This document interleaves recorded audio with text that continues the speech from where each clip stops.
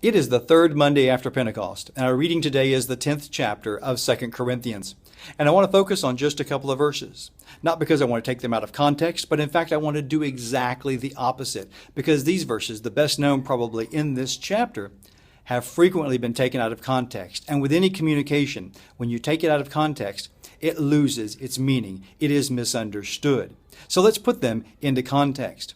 Verse 4, Paul says that the weapons of his warfare are not fleshly, not after the flesh, not after the fallen man, but mighty through the power of God to the bringing down of fortresses, of castles, sometimes translated strongholds. And somehow this gets misinterpreted to mean some sort of ministry of prayer or something, and strongholds being things, objects to be brought down or attacked in prayer. But in fact, even the verse following that says that he's destroying arguments and every lofty opinion against the knowledge of God.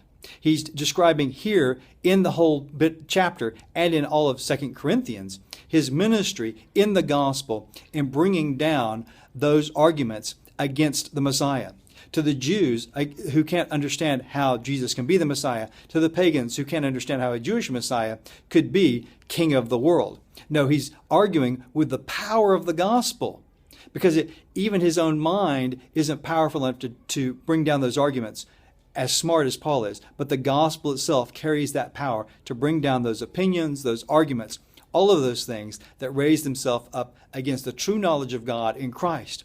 And in fact, it's powerful enough that in Christ we can bring down all of those thoughts that we have, all of that worldview that we have that's not in conformity to Christ, and take those captive to Christ. That our whole way of thinking becomes captured by Christ. As Paul says otherwise, that it's a transforming of our mind. It's a renewing of our mind in Christ. And that's what he's talking about here. That the gospel is powerful enough to bring down those arguments against it and to present the truth to the world without. And it's powerful enough to change our way of thinking once we are in Christ.